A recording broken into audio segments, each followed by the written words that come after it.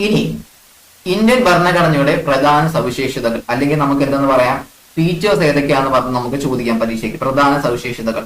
അപ്പോ ആദ്യത്തെ ഫീച്ചർ എന്ന് പറഞ്ഞു കഴിഞ്ഞാൽ എന്താണ്? ഒരു ലിഖിത ഭരണഘടന എന്തെന്ന് പറയുന്നത് ഇന്ത്യൻ ഭരണഘടന. അപ്പോൾ ലിഖിത ഭരണഘടന എന്ന് പറഞ്ഞു കഴിഞ്ഞാൽ ഒറ്റ വാക്കിൽ നിങ്ങൾ ഇത്രയും മനസ്സിലാക്കിയാൽ മതി, എഴുതപ്പെട്ടിട്ടുണ്ട്. അതായത് എഴുതി വെച്ചിട്ടുള്ള ഭരണഘടനയാണ് എന്തെന്ന് പറയുന്നത് ഇന്ത്യൻ ഭരണഘടന. അതായത് നമുക്ക് എടുത്ത് തുറന്ന് നോക്കിക്കഴിഞ്ഞാൽ നമുക്ക് കാണാൻ പറ്റും. അതായത് നമുക്കൊരു ഡോക്യുമെന്റ് ഉണ്ട് അല്ലെ, നമ്മുടെ കയ്യിൽ ബുക്ക് ഉണ്ട്, അതിൽ നോക്കിക്കഴിഞ്ഞാൽ നമ്മുടെ ഇന്ത്യൻ ഭരണഘടനയിൽ പറയുന്ന പ്രധാനപ്പെട്ട സവിശേഷതകളൊക്കെ നമുക്ക് ബുക്കിൽ കാണാൻ പറ്റും. എന്തുകൊണ്ടാണ് കാണാൻ സാധിക്കുന്നത്? അത് എഴുതപ്പെട്ടതായത് കൊണ്ടാണ്. അപ്പോ പ്രസ്താവന രൂപേണ വേണമെങ്കിൽ എന്ത് ചെയ്യാം, നമുക്കൊരു ചോദ്യം ചോദിക്കാൻ സാധ്യതയുണ്ട് അല്ലെ. ഇന്ത്യൻ ഭരണഘടന ലിഖിത ഭരണഘടനയാണോ അല്ലെങ്കിൽ അലിഖിത ഭരണഘടനയാണോ എന്ന് പറഞ്ഞ് വേണമെങ്കിൽ ചോദിക്കാം അല്ലെ. അപ്പൊ ഇന്ത്യൻ ഭരണഘടന എന്ന് പറയുന്നത് എന്താണ്? ലിഖിത ഭരണഘടനയാണ്. അപ്പോൾ ഇന്ത്യൻ ഭരണഘടന മാത്രമല്ല ലിഖിതമായിട്ടുള്ളത്, വേറെയും ഒന്ന് രണ്ട് ഭരണഘടനകളുണ്ട്. അപ്പൊ അതിന്റെ ഉദാഹരണങ്ങളാണ് ഇവിടെ പറയുന്നത്. എന്തൊക്കെയാണ്? USA, United States of America, പിന്നീട് കാനഡ, അതേപോലെ ജപ്പാൻ, പിന്നെ ഫ്രാൻസ്, പിന്നെ ഏറ്റവും പ്രധാനമായിട്ട് ഇന്ത്യ അല്ലെ. ഇന്ത്യ എന്ന് പറയുന്ന രാജ്യം അല്ലെ, ഇന്ത്യ എന്ന് പറയുന്ന രാജ്യം. അപ്പൊ അതിന്റെ ഒരു ഇമ്പോർട്ടൻസ് കൊടുക്കേണ്ടത് ഇന്ത്യ എന്ന് പറഞ്ഞ രാജ്യത്തിന് തന്നെയാണ്. കാര്യം ഇന്ത്യക്ക് എന്തുണ്ട്? നമ്മൾ പഠിക്കുന്നത് ഇന്ത്യൻ ഭരണഘടനയാണ്. അതുകൊണ്ട് തന്നെ ഇന്ത്യൻ ഭരണഘടന എന്ന് പറയുന്നത് ഒരു ലിഖിത ഭരണഘടന എന്നുള്ള കാര്യങ്ങൾ എന്ത് ചെയ്തിരിക്കണം, നമ്മൾ അറിഞ്ഞു വെച്ചിരിക്കണം. അത് ഇമ്പോർട്ടന്റ് ആണ്. ഇനി ലിഖിത ഭരണഘടന നമ്മൾ എന്തെന്നുള്ള കാര്യം നമ്മൾ പഠിച്ചു അല്ലെ. അപ്പൊ അങ്ങനെയാണെങ്കിൽ എന്തായിരിക്കും അലിഖിത ഭരണഘടന എന്ന് പറഞ്ഞു കഴിഞ്ഞാല്? അലിഖിതം എന്ന് പറഞ്ഞാൽ എന്താ? എഴുതി വെച്ചിട്ടില്ല അല്ലെ. നമുക്കിങ്ങനെ എഴുതി വെച്ചിട്ടുള്ള ഭരണഘടനയല്ല അല്ലെ.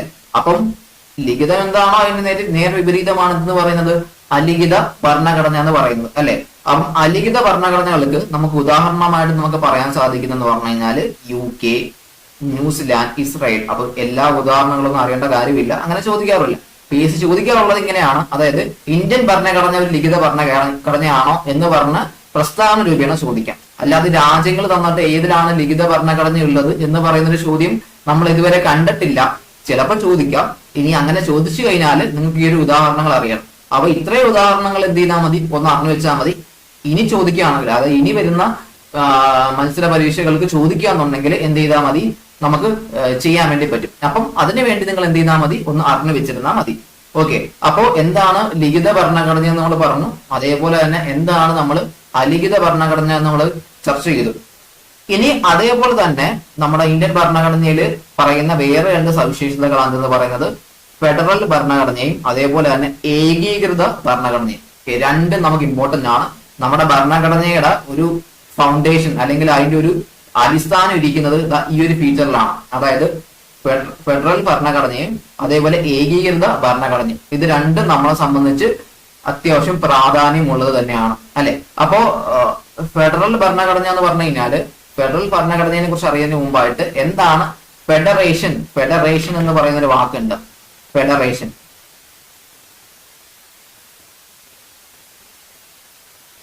ഫെഡറേഷൻ എന്ന് പറയുന്ന ഒരു വാക്കുണ്ട്. ഫെഡറേഷൻ എന്ന് പറഞ്ഞാൽ ഇത്രയേ ഉള്ളൂ. അധികാരങ്ങൾ, അതായത് വളരെ സിമ്പിൾ ആയിട്ട് ഞാൻ പറയുകയാണെങ്കിൽ അധികാരങ്ങൾ നമുക്ക് എന്ത് ചെയ്യാൻ വേണ്ടി പറ്റും, ഡിവൈഡ് ചെയ്യാൻ വേണ്ടി പറ്റും. അതായത് ഇപ്പൊ നമ്മള് സംസ്ഥാന സർക്കാർ എടുത്തു കഴിഞ്ഞാലും അല്ലെങ്കിൽ കേന്ദ്ര സർക്കാർ എടുത്തു കഴിഞ്ഞാലും അധികാരങ്ങൾ ഡിവൈഡ് ചെയ്യുന്നുണ്ട്. ഇപ്പൊ നമുക്കറിയാം കേരള ഗവൺമെന്റിന് കേരള സർക്കാരിന് കുറച്ച് അധികാരങ്ങളുണ്ട്. ആ അധികാരങ്ങൾ ആര് കൈയടക്കാറില്ല? കേന്ദ്ര സർക്കാർ കൈയടത്താറില്ല. അതേപോലെ കേന്ദ്ര സർക്കാരിന് ചില അധികാരങ്ങളുണ്ട്, അതിലേക്ക് ആരും കൈയടത്താറില്ല, സംസ്ഥാന സർക്കാരുകളും കൈകടത്താറില്ല അല്ലെ. അപ്പൊ അത് എന്തുകൊണ്ടാണ് അങ്ങനെ ചെയ്യാൻ പറ്റുന്നത്? നമുക്കൊരു ഫെഡറൽ സംവിധാനം ഉണ്ടായത് കൊണ്ടാണ്, അല്ലെങ്കിൽ നമുക്കൊരു ഫെഡറേഷൻ ഉണ്ടായത് കൊണ്ടാണ്. എന്ത് വേണമെങ്കിലും പറയാം. അപ്പം ഫെഡറൽ ഭരണഘടന എന്ന് പറയുമ്പോൾ മനസ്സിലാക്കേണ്ട കാര്യം ദേശീയ പ്രാദേശിക സർക്കാരുകൾക്കിടയിൽ അധികാരം വിഭജിക്കുകയും സ്വതന്ത്ര പ്രവർത്തനം അനുവദിക്കുകയും ചെയ്യുന്നു. അതായത് ദേശീയ പ്രാദേശിക സർക്കാരുകൾക്കിടയിൽ എന്ത് ചെയ്യുന്നുണ്ട്? അധികാരം എന്ത് ചെയ്യുന്നുണ്ട്? വിഭജിക്കുന്നുണ്ട്. മനസ്സിലായാലോ? ദേശീയ പ്രാദേശിക സർക്കാരുകൾക്കിടയിൽ അധികാരം വിഭജിക്കുകയും സ്വതന്ത്ര പ്രവർത്തനം അനുവദിക്കുകയും ചെയ്യുന്നു. സ്വതന്ത്ര പ്രവർത്തനം എന്ത് ചെയ്യുന്നുണ്ട്? അനുവദിക്കുകയും ചെയ്യുന്നു. അതിന്റെ ഉദാഹരണങ്ങളാണ് US, Switzerland, Canada, Russia, Brazil അല്ലെ. ഇതെല്ലാം എന്തിന്റെ ഉദാഹരണങ്ങളായിട്ട് നമുക്ക് പറയാൻ സാധിക്കും? ഫെഡറൽ ഭരണഘടനയുടെ ഉദാഹരണങ്ങളായിട്ട് നമുക്ക് എന്ത് ചെയ്യാൻ പറ്റുന്നുണ്ട്?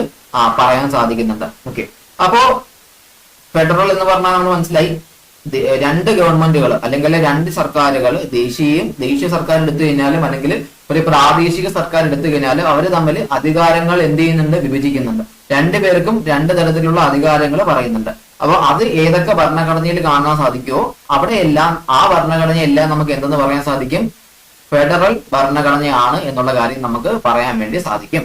ഓക്കെ, അതാണ് ഫെഡറൽ ഭരണഘടനയുമായിട്ട് ബന്ധപ്പെട്ട് അറിയേണ്ടത്. ഇനി രണ്ടാമതായിട്ട് അറിയേണ്ടത് ഏകീകൃത ഭരണഘടന. ഏകീകൃതം എന്ന് പറഞ്ഞു കഴിഞ്ഞാൽ, അല്ലെങ്കിൽ ഫെഡറൽ എന്ന് പറഞ്ഞാൽ നമ്മൾ എന്താ പറയുന്നത്, രണ്ടാൾക്കാർക്ക് അധികാരങ്ങളുണ്ട്.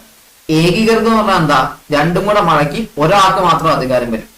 അതായത് ഒരാൾ മാത്രമേ ഉള്ളൂ. മറ്റേടത്ത് രണ്ടാൾക്കാർക്ക് രണ്ടുപോലെ, അല്ലെങ്കിൽ എത്ര ആൾക്കാരുണ്ട് അവർക്കെല്ലാം തുല്യമായിട്ട് അധികാരങ്ങൾ വീതിച്ചു കൊടുക്കുന്നു, അല്ലെങ്കിൽ എന്ത് ചെയ്യുന്നുണ്ട്, വിഭജിക്കുന്നുണ്ട്. ഇവിടെ അങ്ങനെയല്ല, എല്ലാം മടക്കി, അധികാരങ്ങളെല്ലാം മടക്കി ഒരാളുടെ കയ്യിൽ ഏൽപ്പിക്കുന്നു. അതിനെയാണ് എന്തെന്ന് പറയുന്നത്, ഏകീകൃത ഭരണഘടന എന്ന് പറയുന്നത്. മനസ്സിലായല്ലോ എന്താണ് ഫെഡറൽ ഭരണഘടന? അതിന്റെ നേർവിപരീതമാണെന്ന് പറയുന്നത് ഏകീകൃത ഭരണഘടന അല്ലെ. അപ്പൊ അതിന്റെ ഒരു ഉദാഹരണമാണ് ഞാൻ പറഞ്ഞത് അല്ലെ.